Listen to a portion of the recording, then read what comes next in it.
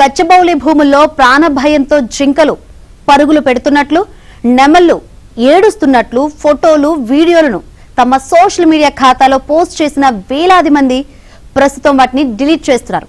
ప్రకృతి పర్యావరణ విధ్వంసం పేరిట ఏఐ ఆధారిత నకిలీ ఫోటోలు, వీడియోలను కొందరు సృష్టిస్తే వాటిని నిజమని నమ్మి పలువురు ప్రముఖులతో పాటు వేలాది మంది బీఆర్ఎస్ కార్యకర్తలు, చోటామోటా నాయకులు, పర్యావరణ ప్రేమికులు ఆ ఫోటోలు, వీడియోలను వైరల్ చేశారు. దీంతో ఈ వ్యవహారం ఢిల్లీని సైతం తాకింది. అక్కడ కూడా వీటిని రీట్వీట్ చేయడంతో ఫేక్ ఫోటోలు రాష్ట్ర ప్రభుత్వాన్ని అప్రతిష్ట పాలు చేశాయి.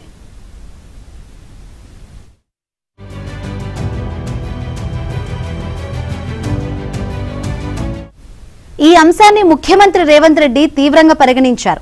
ఉన్నతాధికారులతో సమావేశమై ఫేక్ ఫొటోస్, వీడియోలను సృష్టించిన వారితో పాటు వాటిని ప్రచారం చేసిన వారిపై చర్యలు తీసుకోవాలని ఆదేశించారు.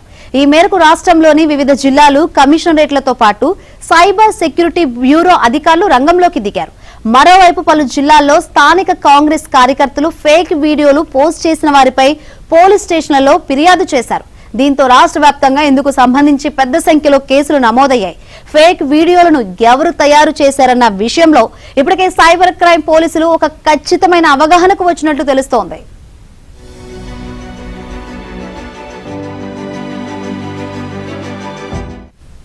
సోషల్ మీడియా ఖాతాల నుంచి ఫేక్ పోస్టులు డిలీట్ అవుతున్నట్లు సైబర్ సెక్యూరిటీ అధికారులు గుర్తించి ప్రభుత్వానికి సమాచారం ఇచ్చారు. అయితే పోస్టులు డిలీట్ చేసిన కొందరిపై కేసులు మాత్రం తప్పవని పోలీసు అధికారులు అంతర్గత సంభాషణలో పేర్కొంటున్నారు. వేల కేసులు నమోదు చేయడం తమ లక్ష్యం కాదని, కేసులు పెడతామనే హెచ్చరిక ప్రజల్లోకి వెళితే మరోసారి ఇలాంటి ఫేక్ వీడియోలు, ఫోటోలు పోస్ట్ చేసే ముందు ఆలోచిస్తారని పోలీసులు పేర్కొంటున్నారు.